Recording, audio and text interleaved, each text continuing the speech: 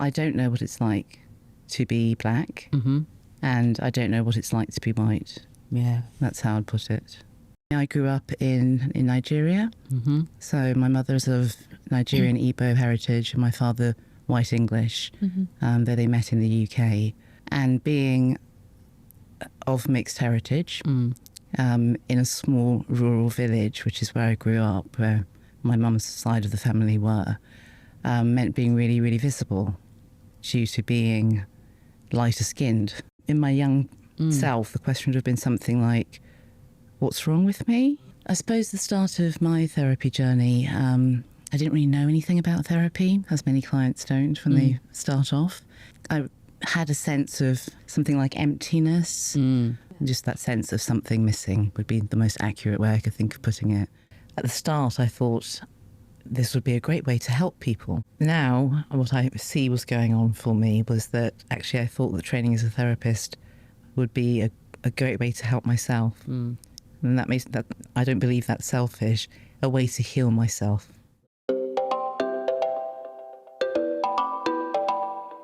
Hello and welcome to A Bunch of Therapists with me, Michaela McCarthy. And me, Dipti Solanki, bringing you stories and insights from inside the therapy room. So our guest this week is Mary Claire Wilson, and again, a really interesting story.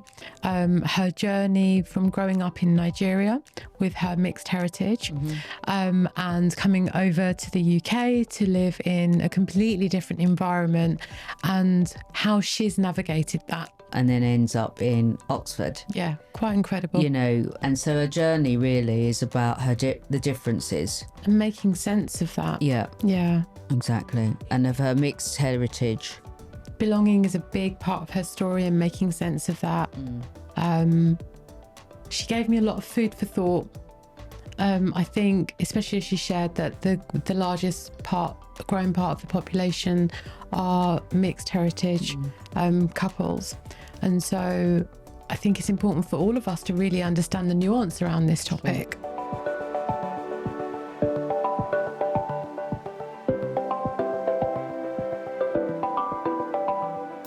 Mary Claire, it's so lovely to meet you today, and thanks so much for coming on. I think a really good place to start would be, what made you curious about therapy in the first place, and how do you find yourself in this world? Thank you, Dipti. That's a really good question. I suppose the start of my therapy journey, I didn't really know anything about therapy, as many clients don't when they start off. I had a sense of, and again, clients will sort of often say this, something like emptiness, or something was missing, something.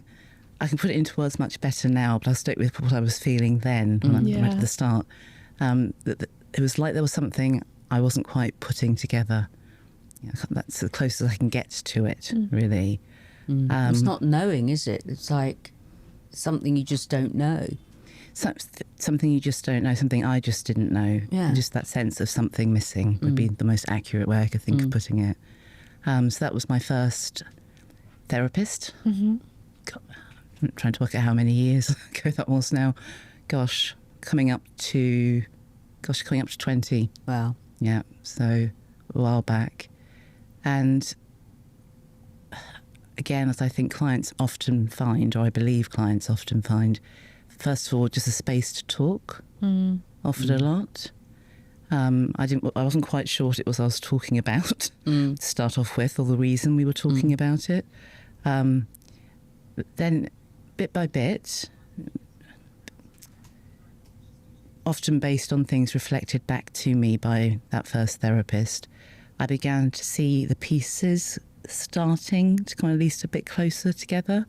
I think it's a lifelong journey for pieces to come together. But the sense of maybe there were things that weren't quite as one would have hoped in my childhood. And perhaps those things were still impacting me now. Those were... Sure. I'm speaking about the first 6 months to a year, I suppose, really. Okay. Are you... can we explore what some of those things may have been that you've made sense of now in your childhood? I mean, I grew up in Nigeria. So my mother's of Nigerian Igbo heritage and my father white English, though they met in the UK. And being of mixed heritage, in a small rural village, which is where I grew up, where my mum's side of the family were, meant being really, really visible. Due to being lighter skinned than the majority. So you were totally different from all the other kids. That would be the best way of putting it, Michaela. Yeah. Yeah. And the visibility of having a white father when there weren't other white people around, maybe business people staying in fancy hotels in different areas, but not where I was actually going to school and growing up. So yes, being very different, being stared at in the street, everywhere, always. And as a child, having no idea why, just know, this feels strange. You can remember Why are they looking at me? Vividly. Yeah, so why are they looking at me? The question, in my young self, the question would have been something like, what's wrong with me? Right. And I'm not, for my adult self, I'm not surprised about the staring. It makes sense. But for my young self, I can see that it was just deeply confusing. And then also the experience of the word in Igbo is Oyibo, which means white person. Okay. Yeah. So usually children would often shout it at me on the streets, quite innocently meant. That's what they were seeing. And I knew I wasn't white because I wasn't the same skin shade as my dad. Right. And I knew I wasn't black because I wasn't the same skin shade as my mum. So again, So what does that confusing. make you? Well, yes. Where do you fit? Yes. Those have been questions that have come up for me in different iterations through my life. Yeah, around that part of my identity. And so how long were you in Nigeria? Until I was 10. Okay. Yeah. And then you came here? To the UK.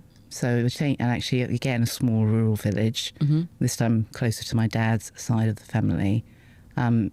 So again, an experience of being highly visible due to being a brown-skinned woman. So tell me, you came back with mum to stay with dad, or you came back with mum and dad to...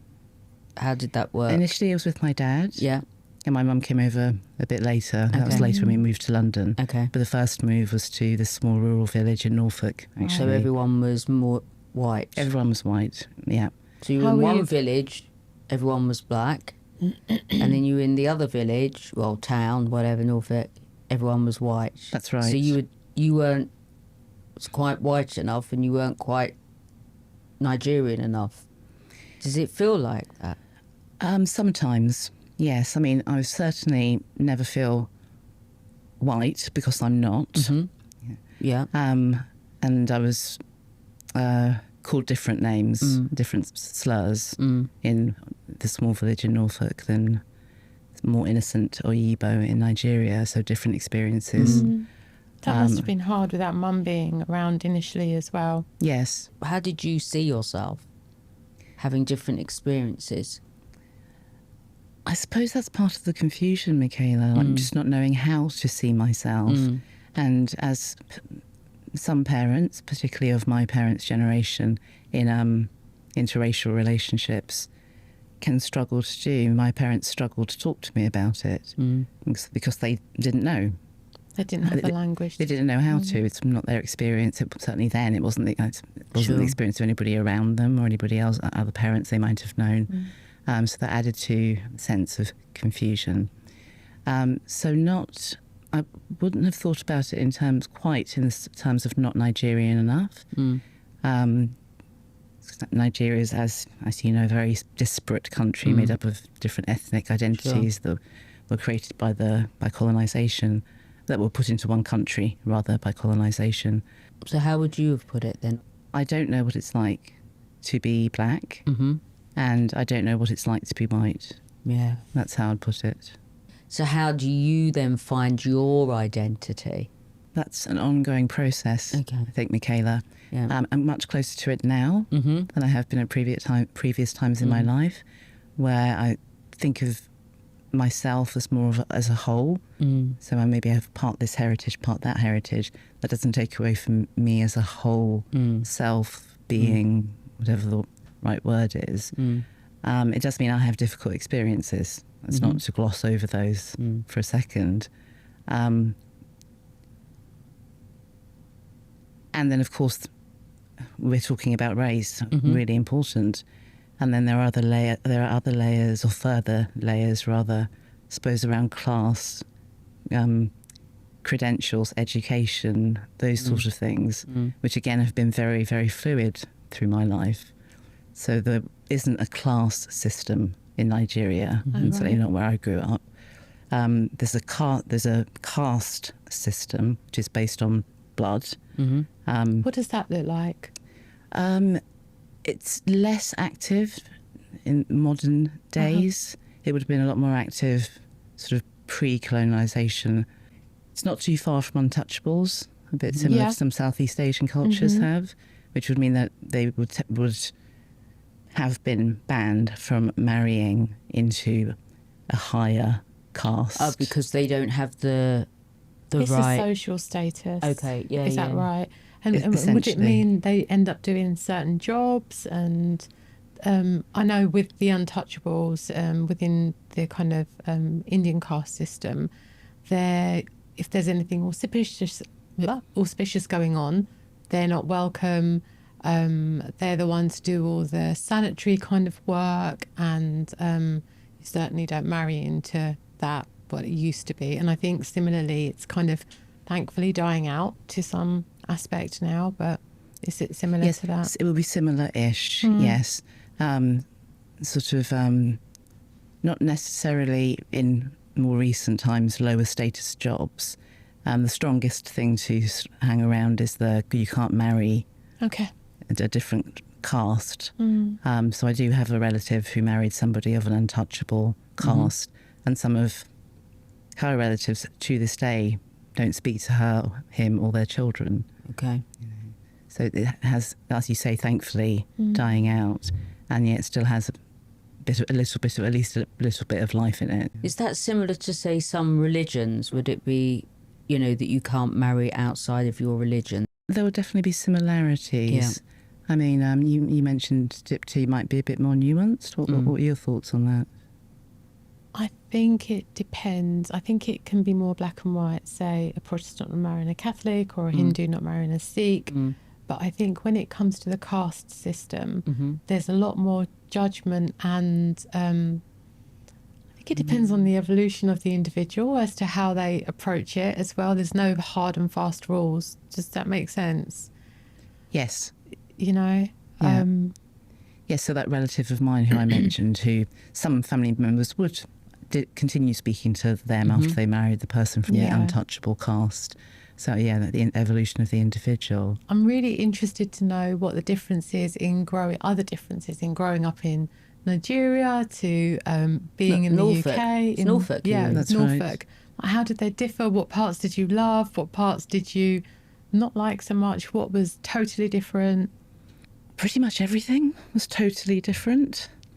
I'll say the parts that I loved about growing up in Nigeria, and whatever the complexities for me, I was still a child who could be in touch with sort of awe and wonder, so the sort of colour of the trees and the flowers and lizards, geckos, the fruit, the Igbo food, which I still love to this day.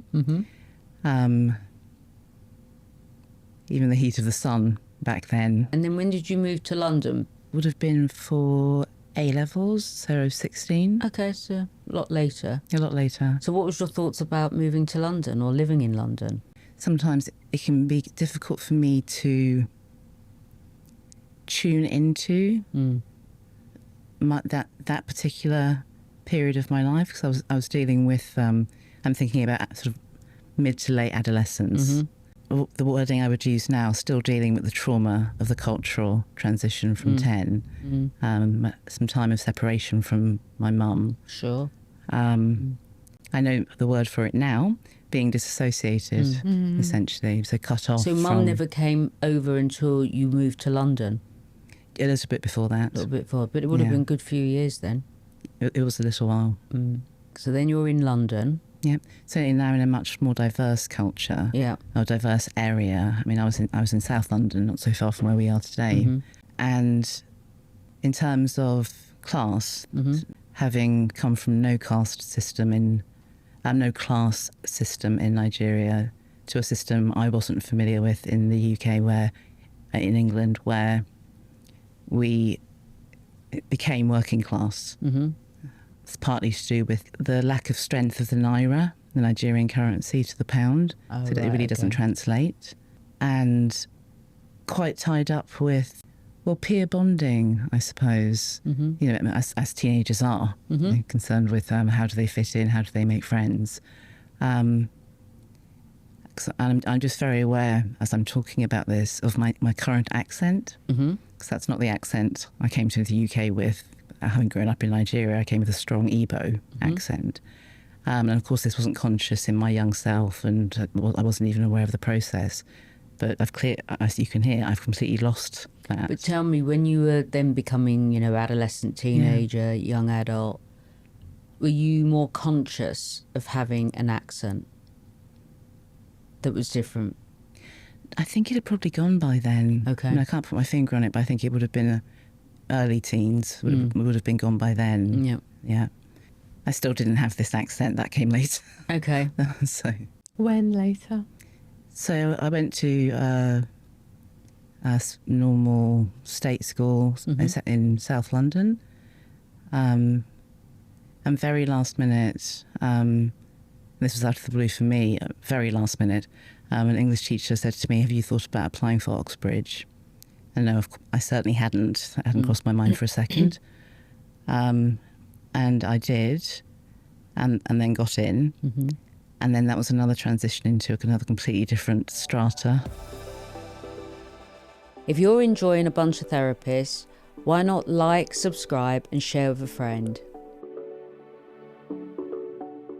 That was a whole different world then when you went Another to Oxford. completely different world. What was it like? How did you experience that? Oh, gosh, feels like, it was a lifetime ago. And it feels like another life. I know it was me, and it feels like another person. Okay. Yeah. Again, lots of disassociation. I know that was a huge part of it, because there are lots of parts I simply can't remember. And I also lost my father very close to the start of the first academic year.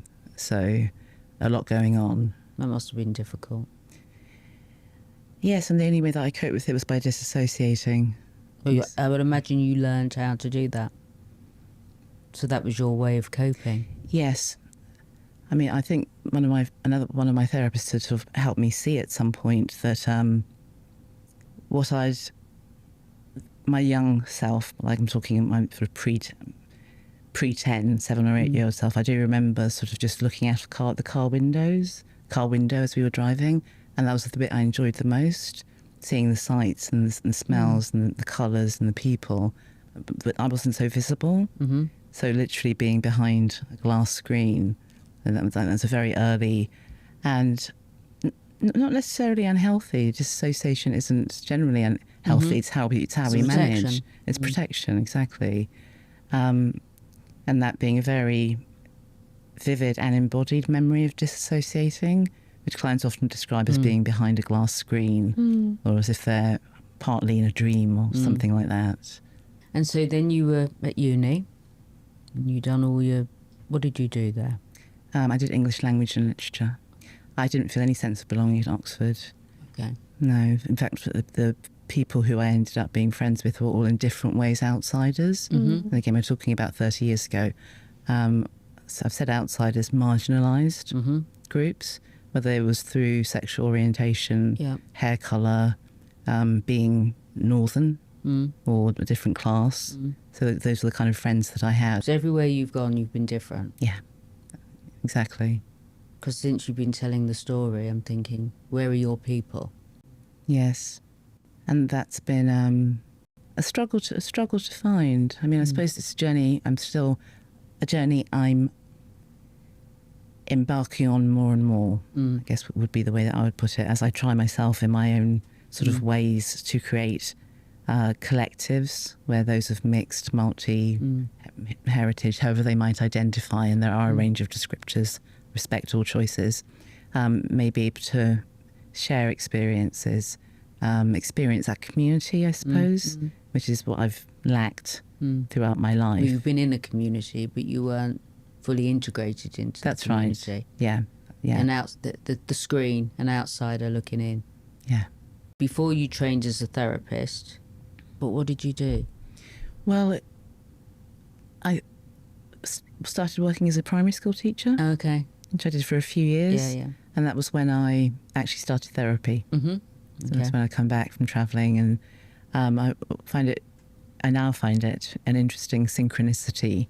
I was working with young children at the time I started therapy, and ending up as a therapist, where we spend so much time thinking about young experience and how that shapes our identities and the significant adults around us, which include teachers. Schools can be as strong an environment. Moving from primary school teacher and then later on into a therapist, what was your thoughts about deciding to train as a therapist? Well, as I started therapy around the same time I started primary school teaching, it was probably 2 years into therapy that I thought I'd like to train as a therapist. So I'll speak for myself, while this may apply to many therapists. At the start, I thought this would be a great way to help people. Now, what I see was going on for me was that actually I thought that training as a therapist would be a great way to help myself. And that makes that, I don't believe that's selfish, a way to heal myself. But then, can I just butt in? Right. There are some people where they are of mixed heritage, and then they identify more with one side than they do the other side. I mean, do you have clients that come to see you where one identifies more with one side than the other side? Do they reject the other side? A lot of factors can come into what you're thinking around, Michaela. I'm thinking about clients who identify as black and mixed, which can be created by a combination of factors, including whether their phenotype, whether they're perceived as more Afrocentric with darker skin, or how much cultural pride they're given in terms of their Afro-Caribbean heritage, or whichever brown-skinned heritage they have, by the parent who holds that identity. And at the same time, the idea that these weren't your words, Michaela, but the idea that people who are of mixed or multi-heritage need to choose a side.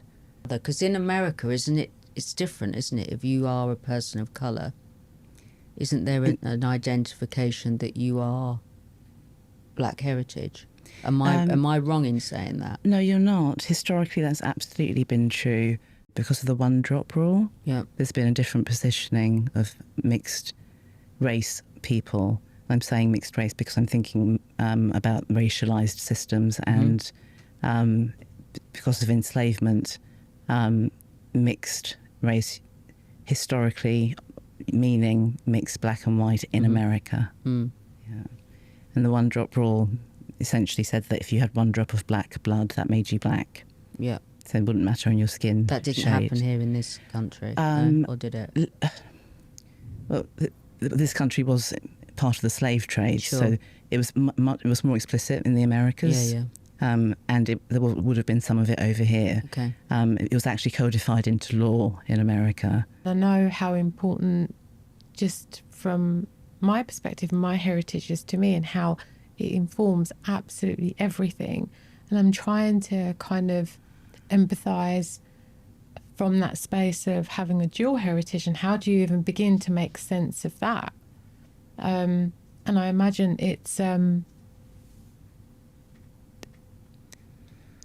complicated journey, or how would you describe that? Oh, hugely complicated, I would say.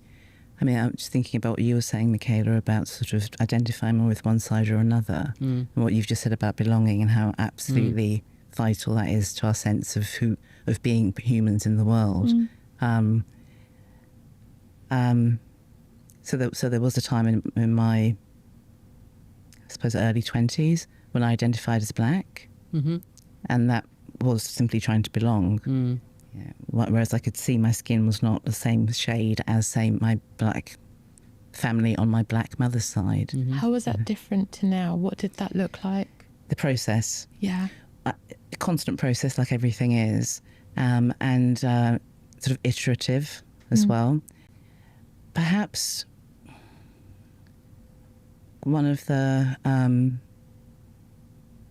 learning points, or sort of steepest, there were lots of steep ones, but a steep one was the realisation, and a realisation through my body, that I didn't feel entirely safe in groups of white people, which is not an uncommon experience for BIPOC people. And moving in the therapy world as a therapist, as a trainer, as a lecturer, I have often been in, and I'm often in, white majority or white only groups. That's one side of it. Another side of it was a realisation of not feeling safe, even if there were other BIPOC or black people in, say, whatever white group it is I'm in. And this, again, I'm talking about a feeling, not necessarily things that have happened, but a perception or a fear, I suppose, of hostility from both sides, or both racialised identities, rather.